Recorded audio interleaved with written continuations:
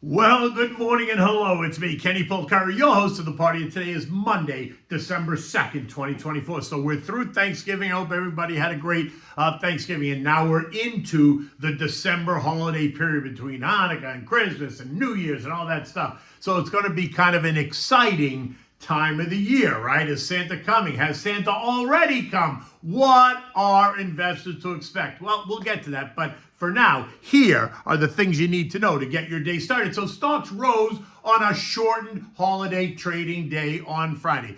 Bonds rose, yields fell, oil and gold continue just to churn. And XRP, wait, what's that? It's up 390% in just 3 weeks. And there's trouble brewing in France. The question is that a precursor to what could happen here? And what are we having for dinner? We're having the Veal Cacciatore. Oh my God, so delicious. Okay, so look, stocks rose during a shortened trading session and closed November with their largest monthly gains, a direct result of the rally in the semis and a sense of the rally that is broadening out. The S&P hitting fresh record highs, climbing 0.6% on Friday and more than 1% for the week. On Friday, the Dow gained 189 points. The S&P added 34 points. The Nasdaq gained 158 points. The Russell added 9. The Transforms added 10, while the equal-weighted S&P was up 21 points. Treasury yields fell, with the 10-year now yielding 4.17%, the 2 years yielding 4.15%,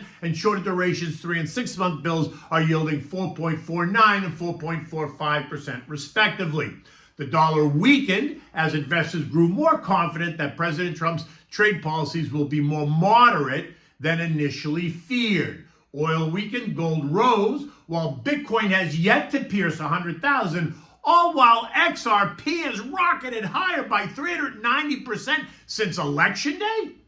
Wait, what is XRP and why has it surged? Okay, XRP is a digital currency. It's a native cryptocurrency of the XRP ledger. It's a blockchain platform that is designed for fast and cost-efficient financial transactions. XRP was created to serve as a bridge currency for facilitating cross-border payments. Its primary goal is to enable fast and low-cost transactions between different currencies, cryptocurrencies, and commodities. The XRP ledger is an open-source blockchain technology developed by Ripple Labs, a fintech company based here in the U.S. It operates independently. XRP operates independently of Ripple Labs, but it is the underlying technology that powers the XRP transactions. So XRP transactions settle in about 3 to 5 seconds, much faster than Bitcoin, which can take up to 10 minutes, or traditional banking systems, which take several days for international payments. It's low cost. Transaction fees on the XRP ledger are minimal, typically a fraction of a penny. The XRP ledger can handle up to 1,500 transactions per second, making it more scalable compared to other blockchains like Ethereum. XRP uses a consensus algorithm, not proof of work like Bitcoin, resulting in significantly lower energy costs and consumption. And so what are the use cases? Well, cross-border payments, reducing costs and settlement times, right, for currency transactions. Liquidity provider. XRP can act as a bridge currency to provide liquidity in currency exchanges, especially in markets where direct trading pairs are unavailable.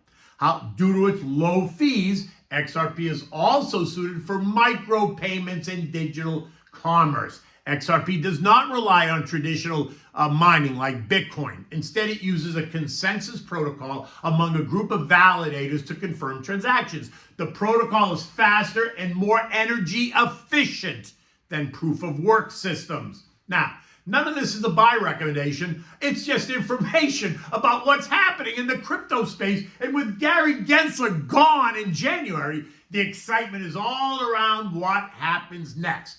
Look, as always, you have to do your own homework. You have to make your own smart decisions based on your own situation. I'm just giving you information to consider. Okay, let's get back to what happened to stocks in the markets on Friday. Stocks saw their best month of the year in November, right? As investors poured more than $141 billion into it, right? Much of this move fueled by the expectation of more Fed rate cuts and continued robust economic growth, with disruptive tech continuing to lead the gains. The ARC ETF gaining a whopping 27% in the month, taking it up 11% year to date, because prior to that we were down on the year. The S&P Tech ETF, the XLK, was up 5.2% for the month. It's now up 26% year to date. Of the 11 sectors, it was consumer discretionary that led the way higher, gaining more than 1%. Tech coming in a close second, up 0.9. Industrials, communications, basic materials, and consumer staples all added more than 0.5%. Energy is up 0.4. Healthcare was up 0.3. Financials up 0.2. Utilities were flat, while real estate was down 0.5%. Further down the ledger, we had home builders up 0.3. Retail was down 0.1%. Airlines up 0.25%. The value trade up 0.3, while the growth trade added 0.9. Semis are up 1.4%. Cybersecurity up 0.3. Metals and miners up 0.5%. Big pharma lost 0.2. Aerospace and defense gained 1.6%. And oil exploration and production was up 0.33%. Disruptive tech up 1.45%, and emerging markets gained 0.2%. Oil's up 65 cents this morning at 68.64 a barrel, leaving it smack in the middle of the current $66.50, $70 trading range.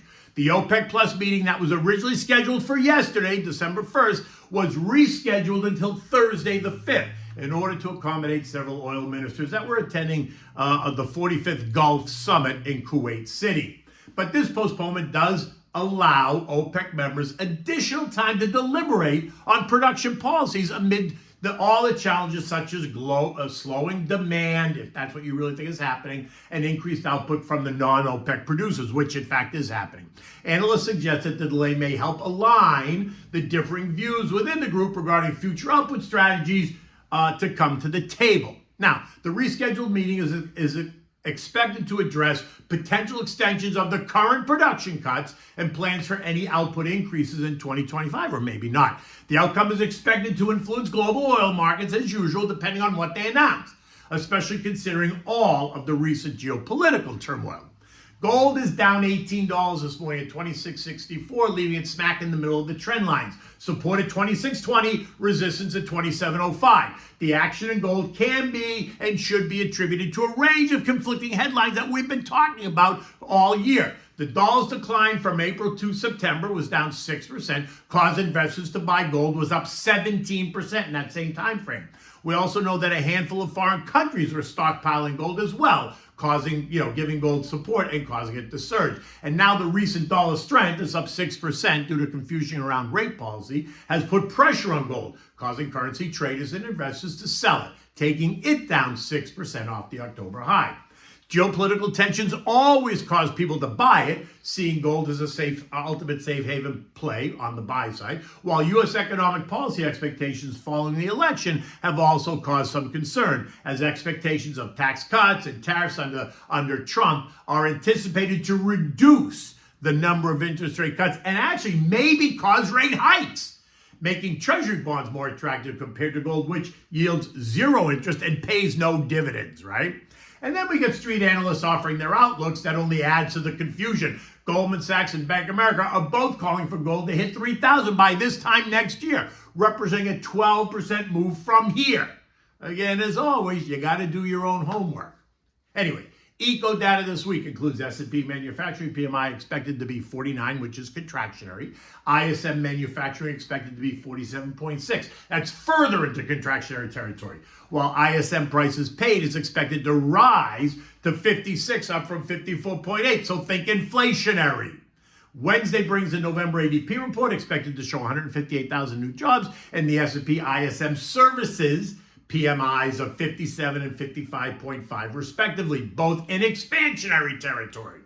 But the big number is going to be Friday's NFP report, right? It's expected to show an increase of 200,000 new jobs against last month's dismal 12,000 jobs. But remember, we got hit with 2 hurricanes and a big Boeing strike, but both of those events are behind us now. So expect the job markets to bounce back. Unemployment's expected to remain at 4.1%.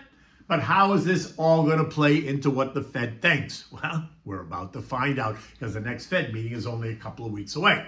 This morning, U.S. futures are churning. Dow futures down 25, the S&P's down 8, the Nasdaq's down 30, and the Russell is up 5. European markets are mixed.